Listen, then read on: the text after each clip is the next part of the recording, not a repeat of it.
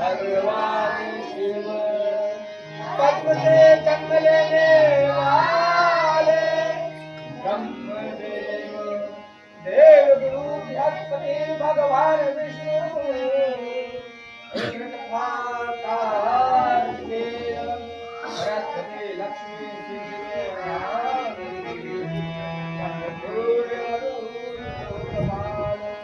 अश्विनी कुमार मित्र अग्नि स्वर वर्ण रुद्रो काल कल मृत्युयति काल दंड विष्णु के नारायण धरुण वज्र विद्युत समुद्र गंधर्व अप्सराएं मुनि भूत पिशाच यक्ष कुहिलक कहा सर्वगण अखिल नाट्य विष्णु तथा अन्य राक्षसों नाट्य कुमारियों महाब्राह्मणी तथा अपने अपने स्थानों पर स्थित राज ऋषिगण हे भगवान आज की प्रस्तुति में आप हमारी रक्षा करें अपने गुरुजनों सहित वो कुत्ता का मत सहायता करें सहायता करें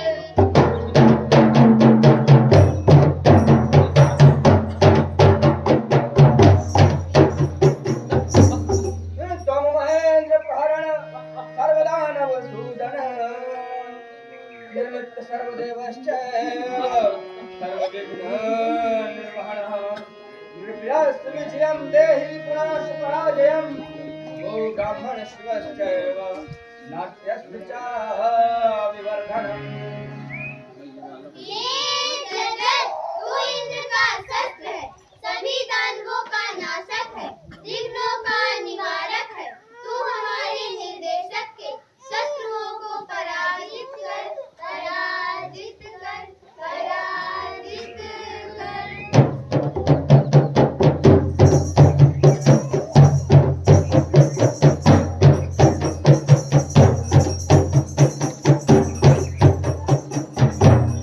ॐ आङ्गिकं भुवनं यस्य वाचिकं सर्वमामयम् आहार्यं चन्द्रतारादि तं नमः सात्विकं शिवम् तं नमः सात्विकं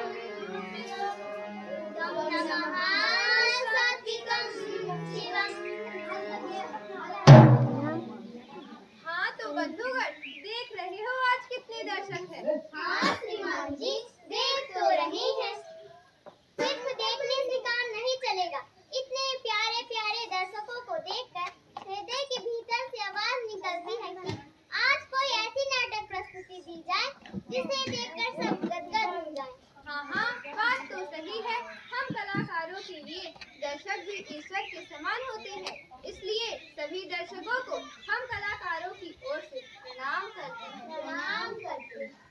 लेकिन सुप्रभात जी ये तो बताइए आज कौन सी नाट्य प्रस्तुति देंगे?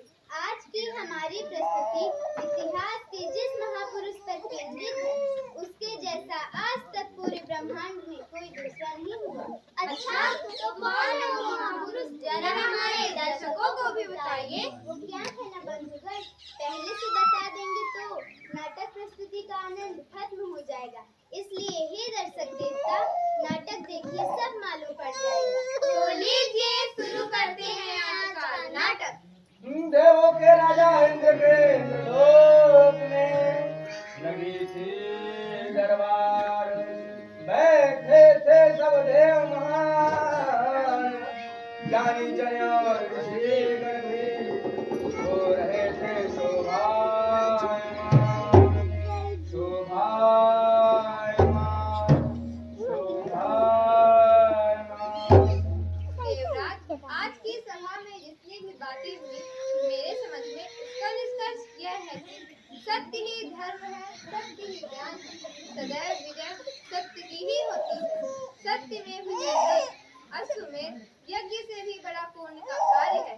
सदैव सत्य बोलना, सत्य से ही पृथ्वी में धारण करने की क्षमता है।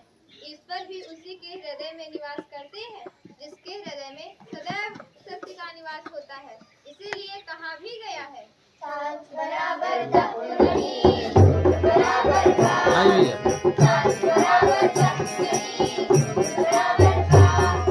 जागे ही जय साच में, जागे ही जय साच में, जागे ही जया, जागे ही जया, जागे ही जया, जागे ही जया। गुरुदेव, आपकी बात तो 100% सच है, किंतु क्या कोई पृथ्वी लोक में ऐसा सत्यवादी है जो सदैव सत्य धर्म का पालन करता हो और कभी भी किसी भी परिस्थिति में सत्य का मानना हो? सत्य धर्म का पालन कोई नसीब नहीं है देवराज। मेरी दृष्टि में कैसा कोई सत्यवादी पूरे धरती लोक में नहीं है। विश्वामित्र, प्रयास करने से पहले कोई निर्णय लेना उचित नहीं है। कम से कम आपको खोजने का प्रयास तो करना ही चाहिए, किंतु कोई बात नहीं। देवराज जी, आपके इस धरती होता है मेरा शिष्य, जो सदैव सत्य बोलता है, परम दानवीर है। उसकी सत्यवादिता की यह कीर्ति चारों ओर गुंजायमान है। अच्छा, तो कौन है वो? हमें भी तो उसकी जानकारी हो। वो मेरा शिष्य है। उसके नाम का गुणगान धरती लोक में जनमानस में व्याप्त है। एक बार धरती लोक में दृष्टि को डालो। राजा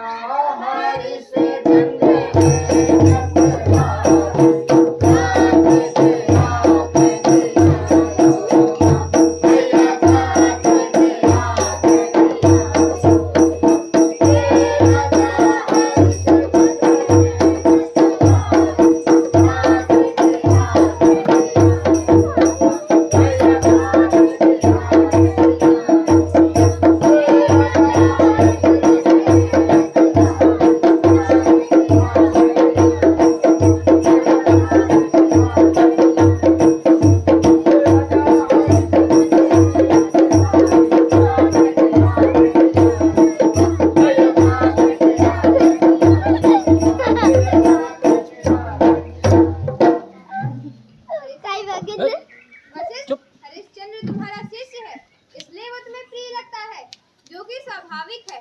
किंतु सबसे बड़ा बलवान समय होता है।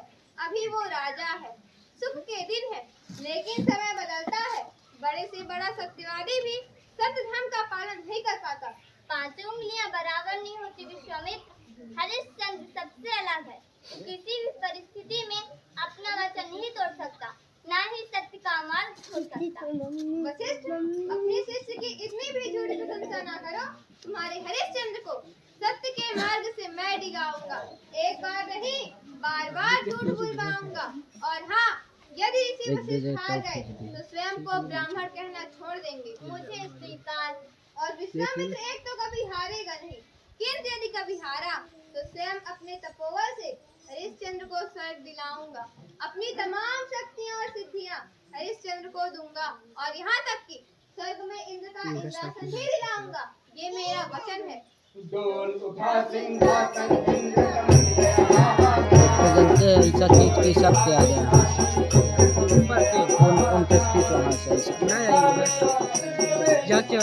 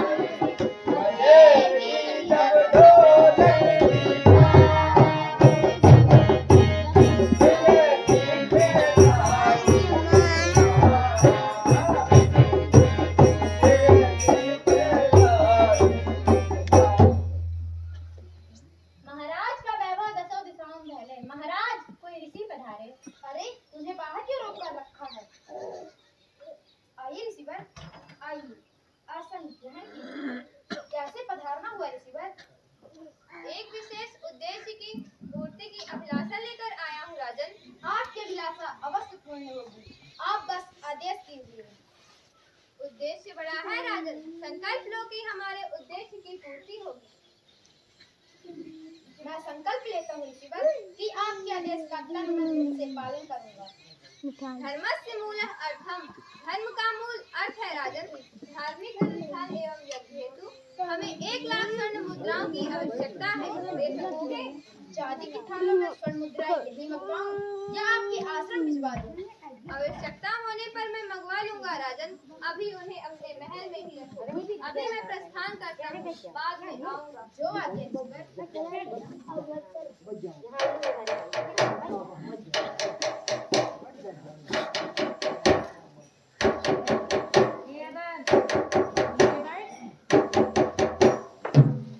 गुरुदेव, मैं तो कहता हूँ व्यर्थ का छोड़ दीजिए।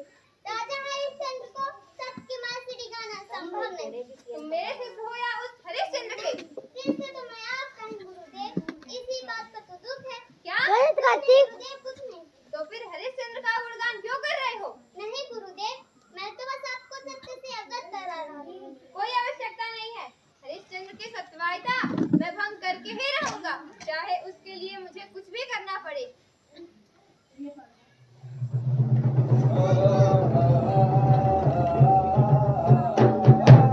राम गुरुदेव।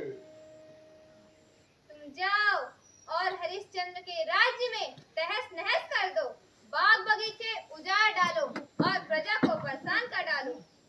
जो आज्ञा गुरुदेव। अरे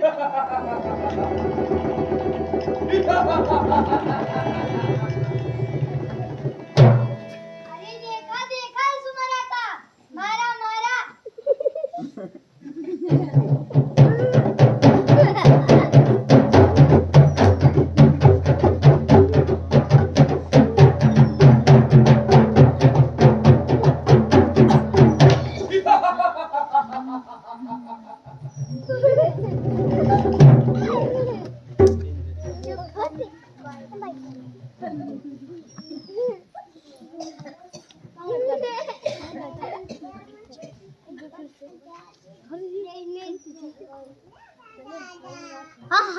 मरी गए महाराज, मर गए।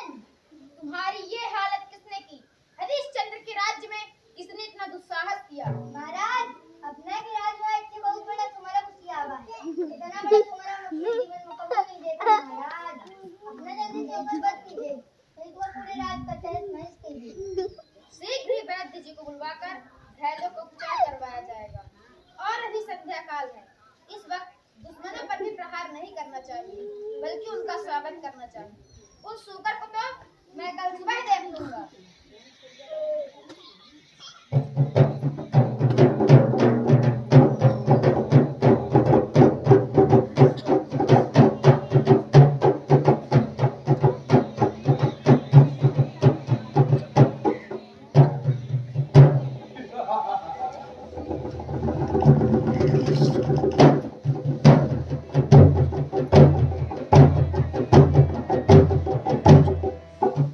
सैनिकों, चारों ओर से घेर लो इस सूकर को। और हाँ, याद रहे, ये सूकर जिसके पास से बचकर जाएगा, समझो वो मेरे हाथों मारा जाएगा। सैनिकों के पास से जाऊंगा तो बेचारे सैनिक मारे जाएंगे, इसलिए मैं राजा के पास से जाऊंगा।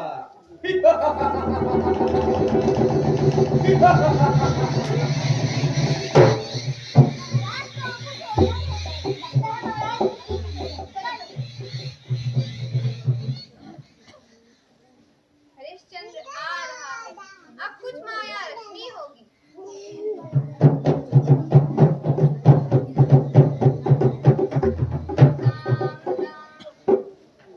ओम बल प्रबल पावल कुरु कुरु बदल बदल बदल बदल बदल बदल बदल बदल बदल बल प्रबल पावल कुरु कुरु बदल बदल बदल बदल बदल बदल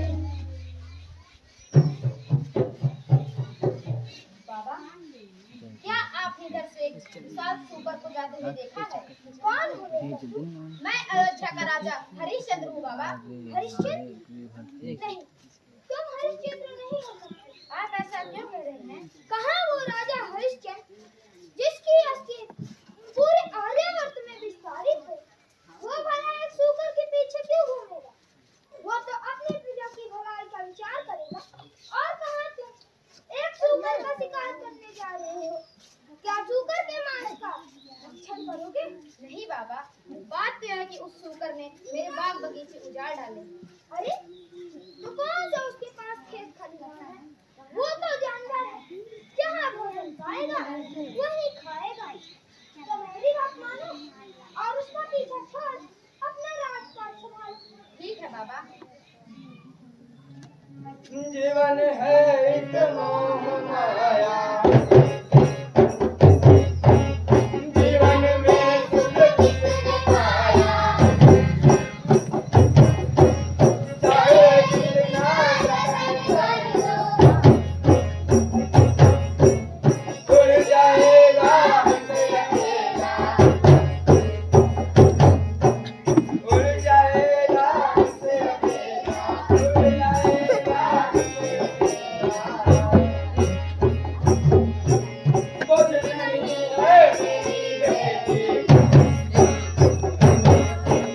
जब करूँगा प्यार तेरा। कुछ नहीं है आइए सर। जब करूँगा प्यार तेरा। हम सब की बतिया बताई।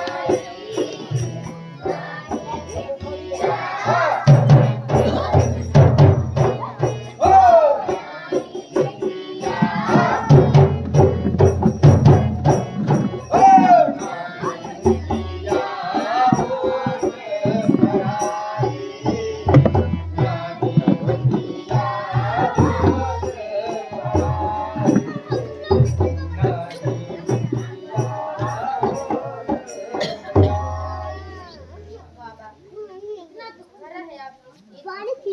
दुख तो जीवन का हिस्सा है बेटा। क्या तुम वही हरिश्चंद्र हो? हाँ बाबा, मैं वही हूँ। यह सब तो ए! ईश्वर और पूर्वजों के संभव हो पाता है। मैं तो निमित्त की बात की हूँ। बताइए, मैं आपकी क्या सेवा कर सकता हूँ? मेरी एक बेटी है, किंतु उसका विवाह नहीं हो पा रहा है। क्या कारण है बाबा?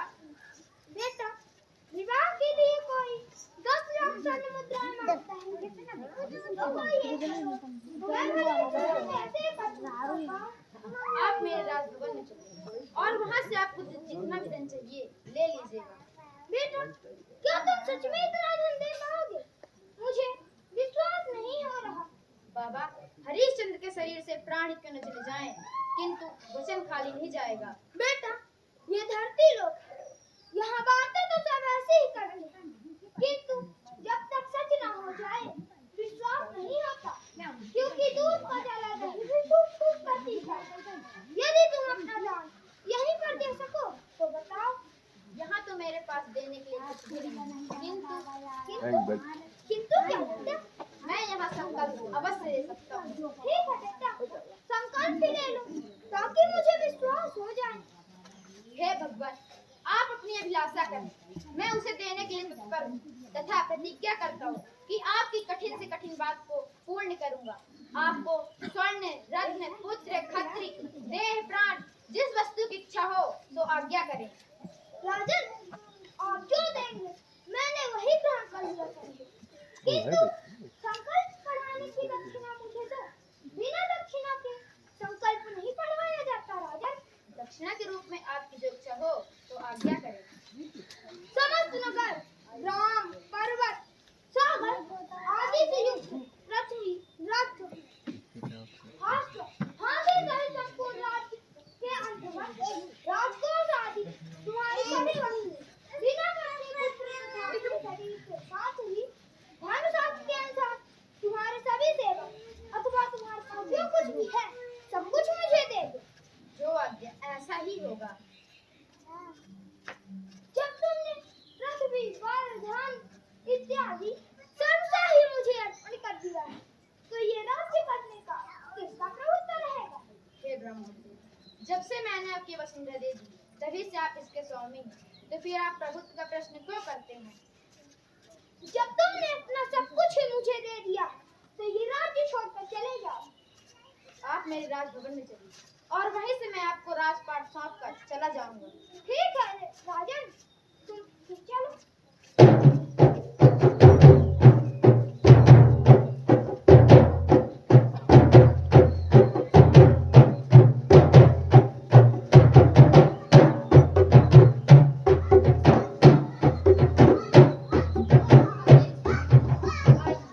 आसन ग्रहण कीजिए।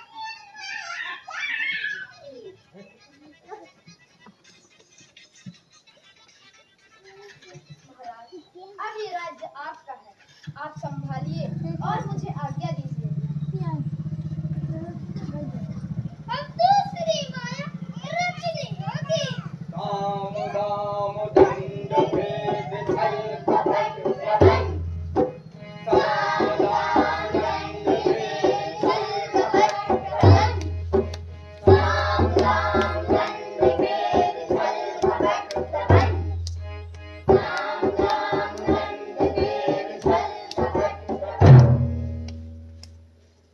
राजन, ये राजमहल के वस्त्र और आभूषण पहनकर कहाँ चल दिए? इन वस्त्रों को त्याग कर परिवार से इस वृक्षों की छाट करनी। काम दाम दंड भेद छल कपट प्रबंध। काम दाम दंड भेद छल कपट प्रबंध। काम दाम दंड भेद छल कपट प्रबंध। काम दाम दंड भेद छल कपट प्रबंध। छल कपट प्रबंध। छल कपट प्रबंध। छल कपट प्रबंध। काम दाम दंड भेद छल कपट प्रबंध। काम दाम दंड भेद छल कपट प्रबंध। छल कपट प्रबंध। छल कपट प्रबंध। छल कपट प्रबंध। काम दाम दंड भेद छल कपट प्रबंध। छल कपट प्रबंध। छल कपट प्रबंध।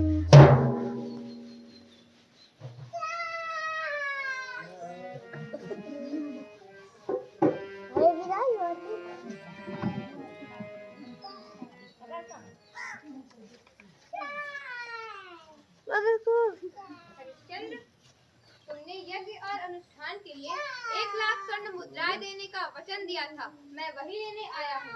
हे ब्राह्मण देव, मैंने अपना राज निष्कटक रूप से दान में दे दिया। अब मेरे पास इन 3 प्राणियों के शरीर के अतिरिक्त कुछ भी नहीं। यदि इन 3 शरीरों के अतिरिक्त और कुछ भी नहीं है, फिर भी यज्ञ की दक्षिणा तो देनी ही होगी, क्योंकि ब्राह्मण से कही हुई वस्तु ना देने से सब कुछ नष्ट हो जाता है। हे ब्राह्मण देव, इस समय तो मैं कुछ भी देने से असमर्थ हूँ। कृपा आप मुझे एक माह का समय देने की कृपा करें। ठीक है राजन।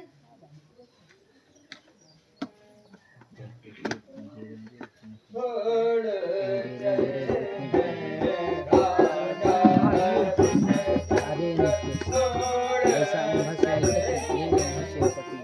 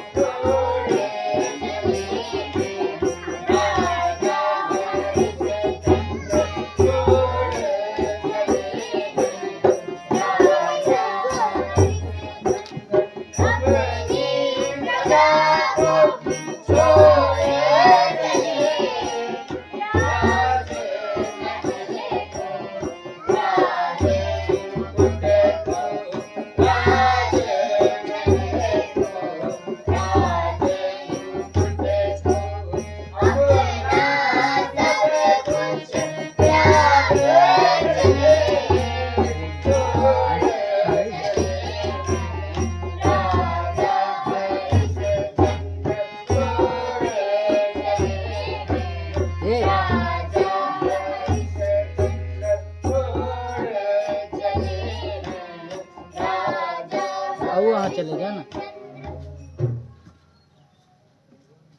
हे महाराज, आप हमारा त्याग करके जा रहे हैं।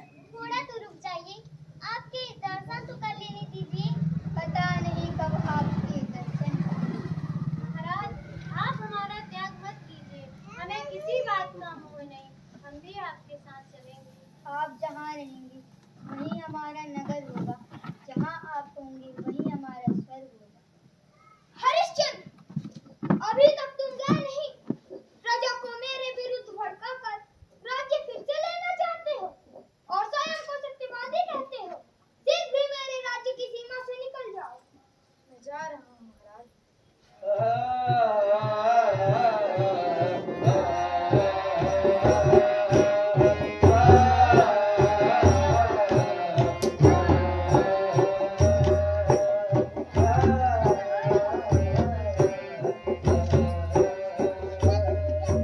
साधु के वेश में ये मनुष्य कितना दुष्ट है। क्या इसको रानी तारा और बालक रोहित दास की कोमल देह पर तनिक भी दया नहीं आई? मैं तो सोच रहा हूँ कि पता नहीं हमारे महाराज कहाँ वन प्रांता में फूल जैसे नाजुक रोहितास और रानी तारा का चेहरा धूल दूषित हो जाएगा। हे प्रभु, हमारे महाराज की रक्षा करना, रक्षा करना, रक्षा करना।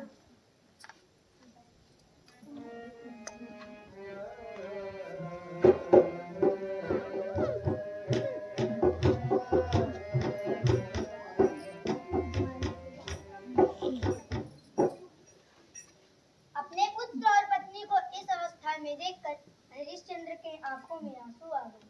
चारों ओर जंगल ही जंगल। जंगल में तो दिन के समय आने में ही डर लगता था। अब तो भला रात, और हरिश्चंद्र के पास अपनी तलवार भी नहीं थी। बहुत डरावना लक्ष्य था। ऐसी अवस्था में हरिश्चंद्र के पास अपनी स्वयं की तलवार भी नहीं थी।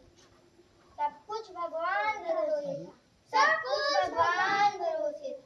सब कुछ भगवान प्रिय, आकाश में चांद सितारे पहले की तरह ही चमक रहे हैं। जबकि हमारा सब छिन गए। हम राजा से रंग खो गए और वो ब्राह्मण साधु से राजा। आप चिंता मत कीजिए स्वामी।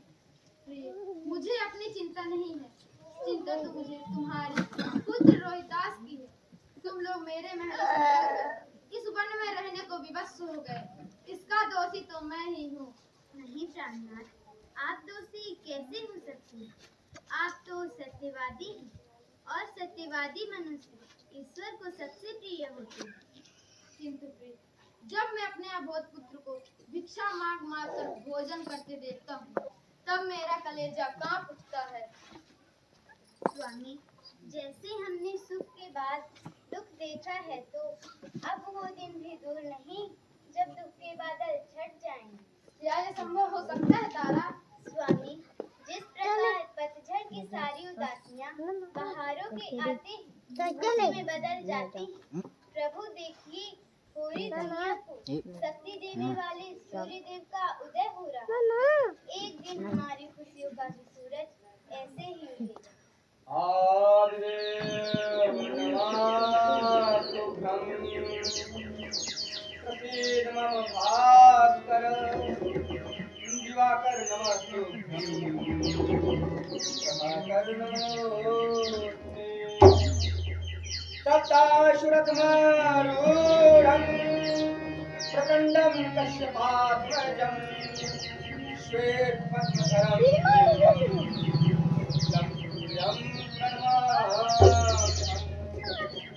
लोहितं रथमारूढं सर्वलोकपितामहं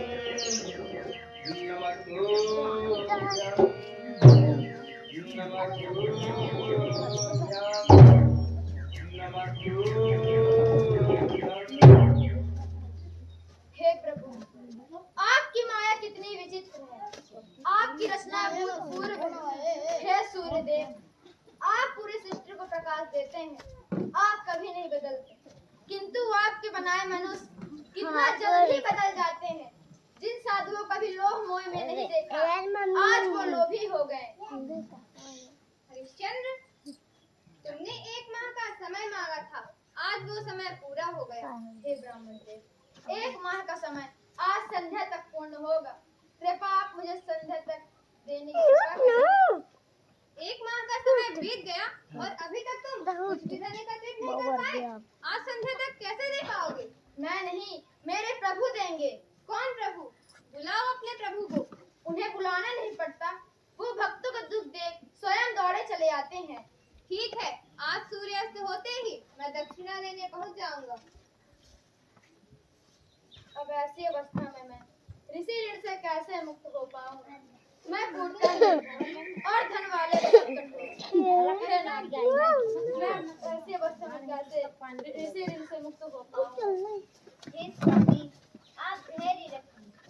भोलेनाथ हमें यहाँ तक ले आए हैं। कोई ना कोई मार्ग अवश्य दिखा। हाँ, एक मार्ग है स्वामी, किंतु शोक न करो तारा, और बात पूरी कहो। स्वामी, वंश वृद्धि हेतु हमें एक संतान प्राप्त हो चुकी है। घरों के रखरखाव हेतु अनेक पुरुषों को दासी की आवश्यकता होती है। तो स्वामी, आप मुझे किसी पुरुष को बेचकर ऋषि का ऋण चुका दीजिए। ये क्या कह दिया तुमने तारा? ये सब तो मेरे कर्मों का ही फल है, जो मेरी पत्नी और पुत्र को भी भोगना पड़ रहा है।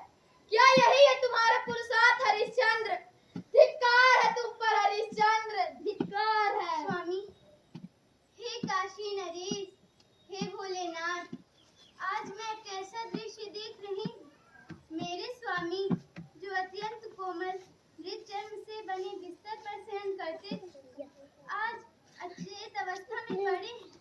जिसने करोड़ों गायें ब्राह्मणों को दान में दे दी, आज वो जमीन पर पड़े हैं। क्या मेरे स्वामी ने सत्य धर्म का पालन करके कौन सा ऐसा पाप किया जो पापियों जैसी दशा है उनकी? माता, पिताश्री, माता, माता मुझे भूख लगी है माता, भूख प्यास के मारे मेरा कंठ सूख रहा है माता। शांति। हरिश्चंद्र,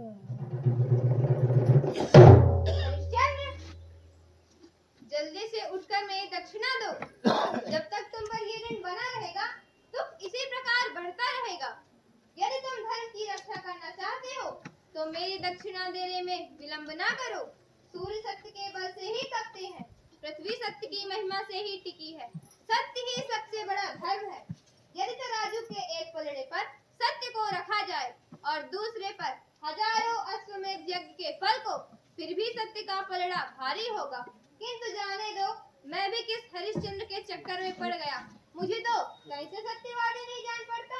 सुनो हरिश्चंद्र, यदि आज सूर्यास्त होने तक तुमने मेरी दक्षिणा मुझे नहीं दी, तो मैं निश्चित रूप से तुम्हें श्राप दूंगा, जिससे तुम्हारी आने वाली कई पुश्तें कलंकित हो जाएंगी।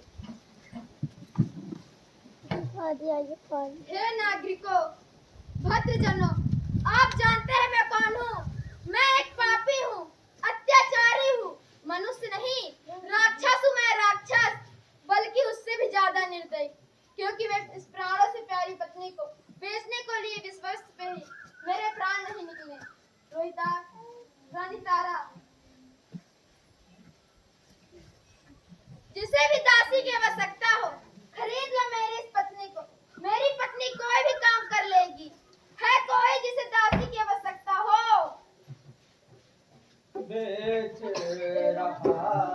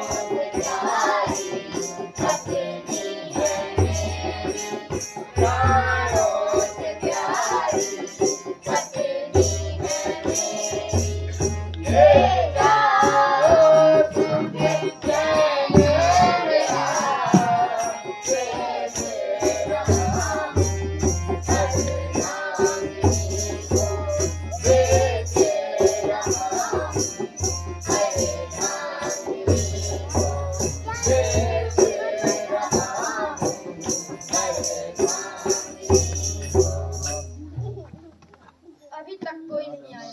क्या मैं ऋषि ऋण से मुक्त नहीं हो पाऊंगा? क्या मेरे कारण मेरा कुल कलंकित हो जाएगा? मेरी पत्नी कोई भी काम कर लेगी, चाहे दासी बनाकर रखो, चाहे कोई भी काम करवा लो। कोई तो खरीद लो मेरी इस पत्नी को, कोई तो खरीद लो। मुझे दासी की आवश्यकता है, क्या मूल्य है तुम्हारे स्त्री का? ये कैसी विडंबना है। मैं इस प्राणों से प्यारी पत्नी का मूल्य निर्धारित करूं। हे भगवान, मुझे 1,00,000 स्वर्ण मुद्राओं की आवश्यकता है। आप मुझे 50,000 स्वर्ण मुद्रा दीजिए और ले जाइए। मैं तुम्हारी पत्नी को खरीदने के लिए तैयार हूँ, किंतु अधिकतम 40,000 स्वर्ण मुद्रा ही दे पाऊंगा। यदि तुम्हें स्वीकार हो तो बोलो, नहीं तो मत। अनर्थ हो जाएगा भगवान। आप ले जाइए। जब ईश्वर ने इतने धन का प्रबंध कर दिया तो अगले भी कई धनराशि का प्रबंध हो ही जाएगा। ये लो 40,000 स्वर्ण मुद्रा और तुम चलो मेरे साथ। माता! हे यार, मुझे थोड़ी देर के लिए अपने पुत्र को प्रेम कर लेने दीजिए। पता नहीं फिर कब देख सकूंगी। पुत्र विचार, अब मैं तुम्हारी माता नहीं, किसी की दासी।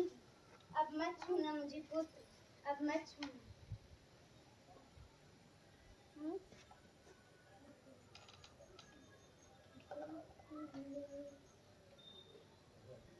माता! माता मेरी ओ, माता मेरी, माता मेरी ओ, माता मेरी, मत छोड़ दे, माता मेरी, मत छोड़ दे, माता मेरी, मत छोड़ दे, माता मेरी।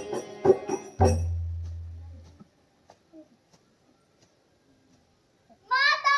पुत्र! हे स्वामी, कृपा करके इस बालक को भी खरीद लीजिए, क्योंकि भले ही मैं बिक चुकी, किंतु इस बालक के बिना मुझसे काम नहीं किया जाएगा। मुझ अभागिन पर दया कीजिए प्रभु।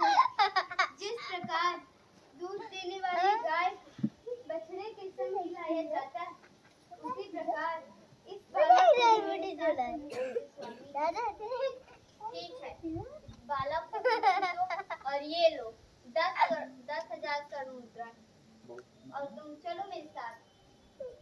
पुत्र रोहितास, रानी तारा, पुत्र रोहितास, ओ रानी तारा, तुम बिन होगा कैसे गुजारा। रोहितास, ओ रानी तारा, तुम बिन होगा कैसे गुजारा। रोते हुए रोहितास को पुकारा, कैसे जिएगा पिताजी तुम्हारा।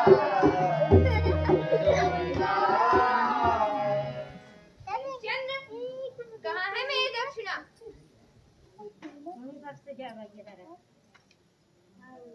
ये दक्षिणा तो अधूरी है। मैंने अपनी पत्नी और पुत्र को बेच दिया, जो भी धन मिला आपको समर्पित कर दिया।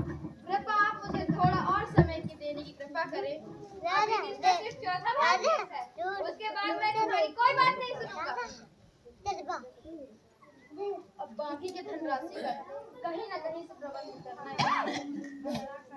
हे नागरिकों, जिसे भी सेवक की आवश्यकता हो, कृपा करके सूर्यास्त होते ही मुझे खरीद ले। है कोई जिसे सेवक की आवश्यकता हो? मैं बिकने के लिए तैयार हूँ। कोई तो खरीद लो मुझे, कोई तो खरीद लो मुझे। कौन खरीदेगा राजा हरिश्चंद्र को, बनेगा ना इससे कोई काम रे, बनेगा ना इससे कोई काम रे। कौन खरीदेगा राजा हरिश्चंद्र को, बनेगा ना इससे कोई काम रे,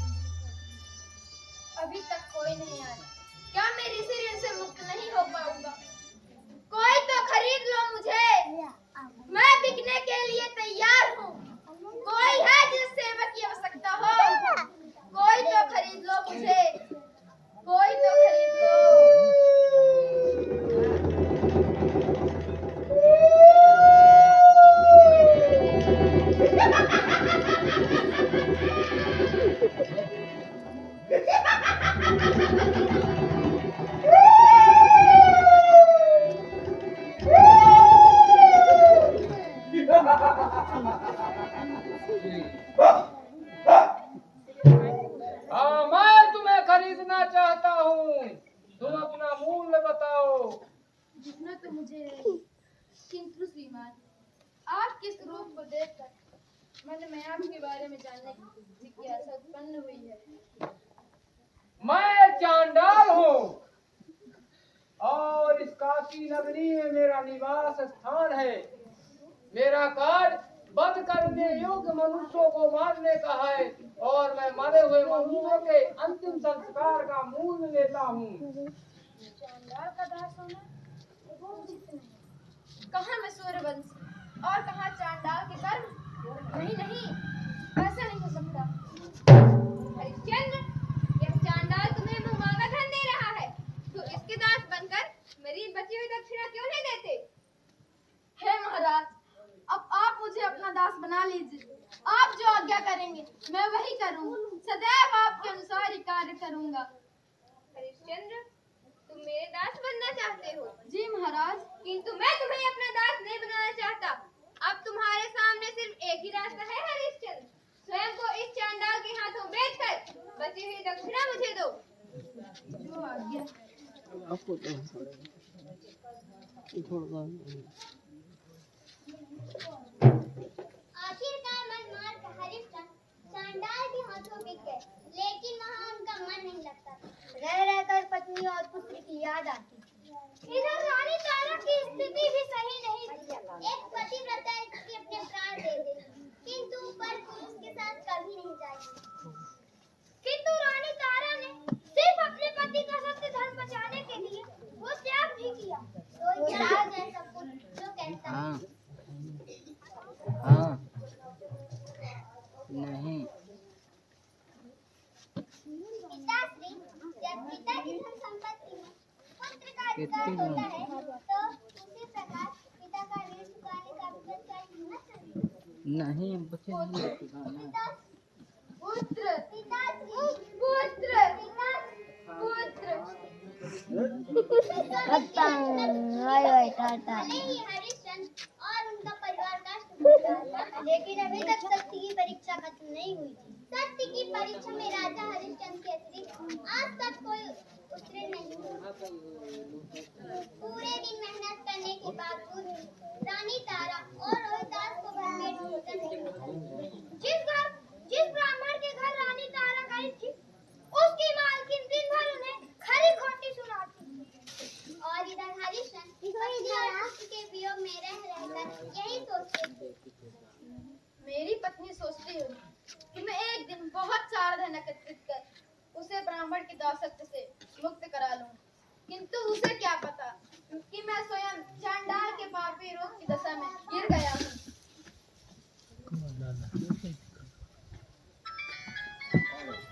शमशान में हमेशा ही चीख पुकार मची रहती थी।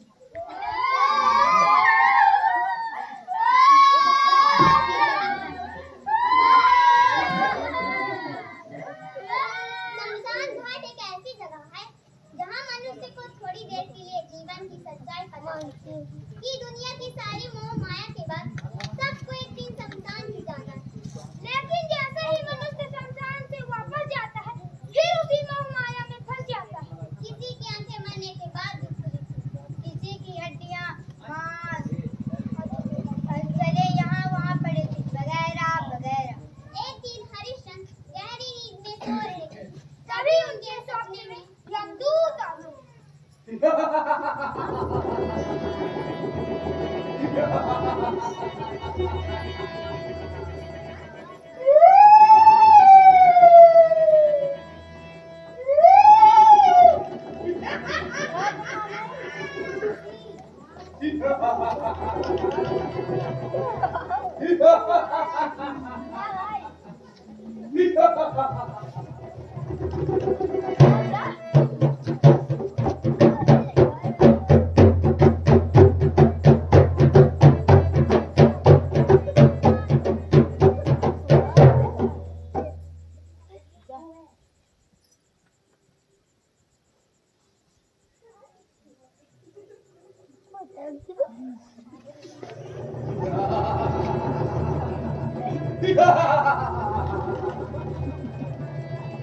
मुझे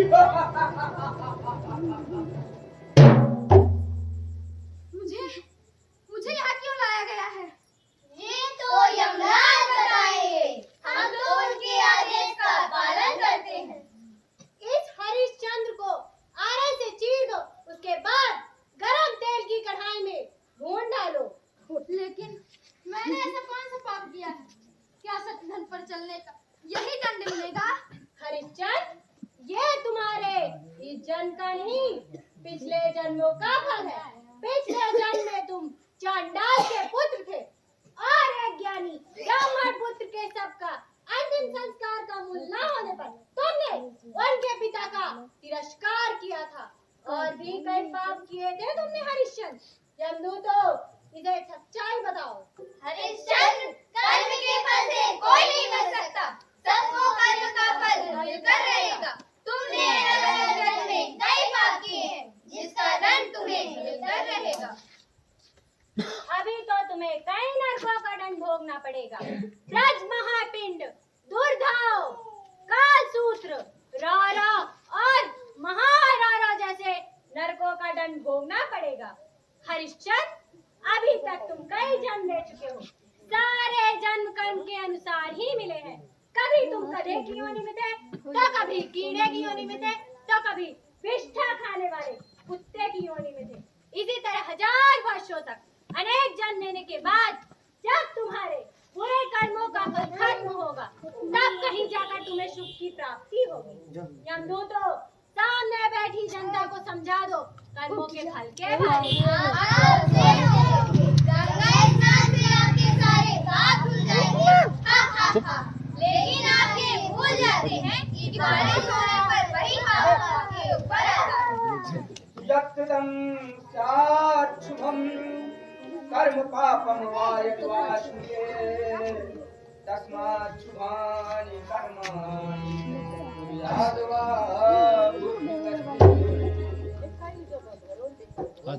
मनुष्य को अपने किए हुए अच्छे और बुरे कर्मों का फल अवश्य ही भोगना पड़ता है। आपके कर्म आपको दंड देकर रहेंगे, ये परम सत्य है। आप चाहे कितने भी कर्म कांड करवाए, पूजा पाठ करवाए, हवन कीर्तन करवाए, लेकिन कर्म के दंड से नहीं बच सकते। स्वयं भगवान को भी कर्मों का दंड भोगना है। फिर आप तो साधारण मनुष्य हैं। दशरथ को पुत्र वियोग, श्री राम को वनवास और रावण की राक्षसों में गिनती, इस तरह के अनेक उदाहरण कर्मों का ही फल है। अश्वमेव भोक्तव्यं कर्म कृतं शुभाशुभम्। हेलो यो यद्वपति लभते तादृशं फलम्। मनुष्य को अपने किए हुए अच्छे और बुरे कर्मों का फल अवश्य ही मिलकर रहता है। जिस प्रकार एक किसान अपने खेत में जिस फसल का बीज बोता है, वही बीज फसल के रूप में काटता है। इसीलिए कहा गया है, बोए पेड़ बबूल का तो आम कहाँ से खाए, बोए पेड़ बबूल का तो आम कहाँ से खाए। जाके जैसे कर्म हो, जाके जैसे कर्म हो, ऐसा फल पाएगा, ऐसा फल पाएगा, ऐसा फल पाएगा। वो बंद हो गया ना। तू तो इसे फेंक दो धरती लोक में।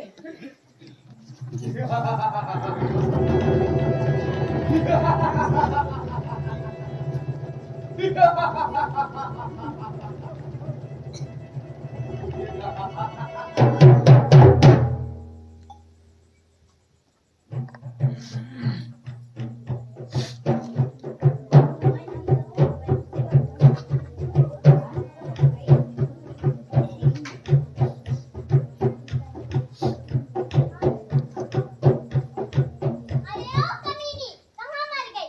कामकाज कौन करेगा तेरा बाप? नहीं माता जी, ऐसा मत बोलिए।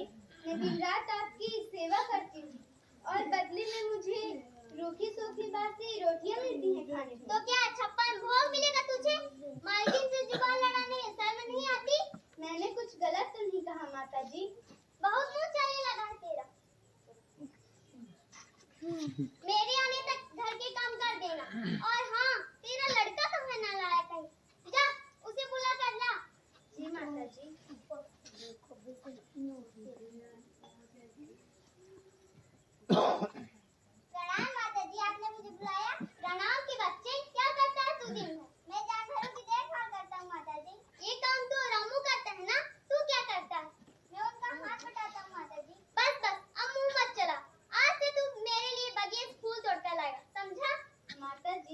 बगिया तो बहुत दूर और रोहितास अभी बहुत छोटा है। 10-10 रोटियां खा जाता तब छोटा नहीं। सुन लड़के, आज से तू मेरे लिए बगिया फूल तोड़ कर लाएगा बस।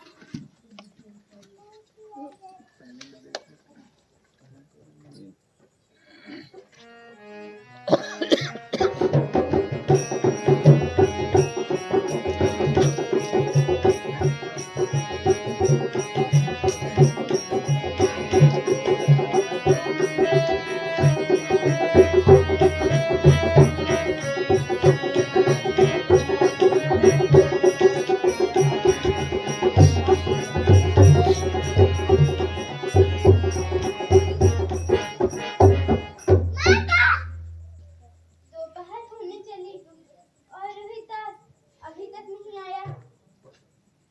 क्या हुआ? क्यों टेसू बहा रही है? माता जी, मेरे पुत्र रोहितास को किसी विषैले सांप ने डस लिया है। वो मृत पड़ा है। बहाना बनाकर यहाँ से भाग जाना चाहती है? अच्छा षड्यंत्र रचा। नहीं माता जी, मुझे अपने पुत्र की सौगंध, मैं सच कह रही हूँ। ठीक है, पहले काम कर, उसके बाद जाना।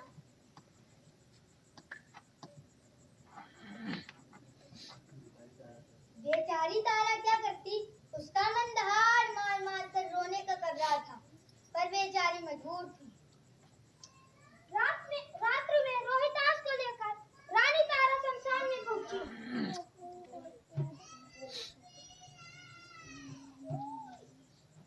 पुत्र रोहितास, मेरा फूल जैसे सुकुमार रोहितास मृत पड़ा। हे भगवान, मेरे पुत्र ने क्या बिगाड़ा था? पुत्र रोहितास, ये तो मेरे पुत्र का नाम है। कहीं मेरा पुत्र तो नहीं? नहीं नहीं, ऐसा नहीं हो सकता। कौन है देवी तू? तारा? रोहितास? स्वामी, हमारे पुत्र रोहितास को किसी विषैले सांप ने डस लिया है। अब हमारा पुत्र जीवित नहीं रहा स्वामी। पुत्र रोहितास, अब कौन मेरी गोद में खेलेगा? पुत्र रोहितास, अब कौन मुझे पिताश्री कहेगा? पुत्र रोहितास, पुत्र, अब इसका अंतिम संस्कार करना होगा। तारा, अब ना ही तुम मेरी पत्नी रही और ना ही मैं राजा हरिश्चंद्र। अब मैं इस शमशान के चांडाल का दास हूँ और मेरे स्वामी के देश के बिना किसी का अंतिम संस्कार मुफ्त में नहीं होगा। किंतु स्वामी, मेरे पास तो कुछ भी नहीं है। वो मैं नहीं जानता तारा, बस इतना जानता हूँ कि किसी का अंतिम संस्कार मुफ्त में नहीं होगा। यदि तुम अपने पुत्र का अंतिम संस्कार करवाना चाहती हो तो अंतिम संस्कार का मूल भी देना होगा। क्या करें स्वामी? अब आप ही कुछ उपाय बताइए। एक उपाय है तारा, तुम कहीं से 1 रुपए की भिक्षा मांग लाओ। किंतु स्वामी, आज तक मैंने सिर्फ भिक्षा दी, कभी मांगी नहीं। तो अब मांगो तारा।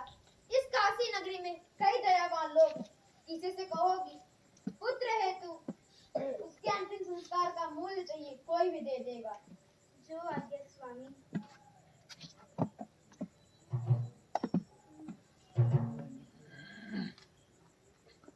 रानी तारा 1 रुपए की भिक्षा मांगते हुए दर-दर भटकती रही, किंतु किसी ने भिक्षा न दी। इसे समय का फेर कहते हैं। जो महलों में राज करती थी, आज वो गली-गली में घूम रही। जब तक रानी तारा उठती और मामले समझती, चारों तरफ से आवाज सुनाई देने लगी। अरे देखो देखो, इस दुष्टनी ने राजकुमार की हत्या कर दी। मारो मारो उसे, मारो। अपराधी घोषित कर राजा के सामने पेश किए गए। चांडाल ने हरिश्चंद्र को आदेश दिया कि वो रानी तारा का वध करे और चांडाल ने हरिश्चंद्र को आदेश दिया।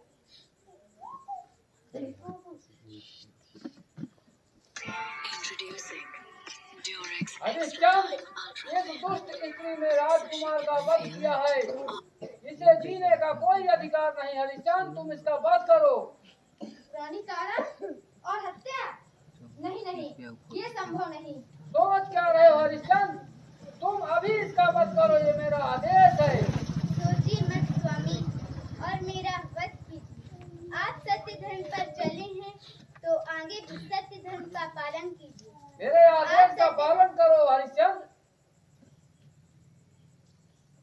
रुक जाओ हरिश्चंद्र, तुम धन्य हो हरिश्चंद्र, तुम धन्य हो। मान गए तुम्हारी सत्यवादिता को। मैं स्वयं ब्रह्मा विष्णु महेश धर्म रूपी तुम्हारी सत्य की परीक्षा लेने के लिए चांडाल का भेष धर कर आया था। तुम्हारी सत्य की परीक्षा संपन्न हुई हरिश्चंद्र, तुम्हें सत्य के मार्ग से कोई नहीं दिखा सकता। हरिश्चंद्र, रोहितास को पुकारो। किंतु रोहितास, किंतु परंतु छोड़ो हरिश्चंद्र, अपने पुत्र का नाम तो पुकारो। रोहितास, पुत्र रोहितास। देखो धन्य धन्य। हरिश्चंद्र, आपने अपने कर्म फल से स्वर्ग को प्राप्त किया। अब आप सुखपूर्व स्वर्ग में निवास करिए।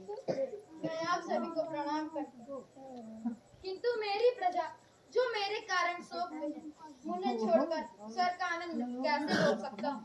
जो पाप गौ हत्या और ब्रह्म हत्या पे लगती है, वही पाप भक्तों का त्याग करने पर लगती है। यदि उन्हें एक दिन के लिए भी स्वर्ग मिले तो मुझे भी स्वर्ग स्वीकार है। किंतु हरिश्चंद्र, उन सब ने तो अलग अलग कर्म किए, सबको स्वर्ग देना संभव नहीं। किंतु प्रभु, मैंने जितने भी पुण्य के कार्य किए हैं, यदि उन सब के बदले उन्हें भी एक दिन के लिए स्वर्ग मिलेगा तो मुझे स्वर्ग स्वीकार हो और आपकी बड़ी कृपा होगी। तुम धन्य हो हरिश्चंद्र, तुम धन्य हो, ऐसा ही होगा।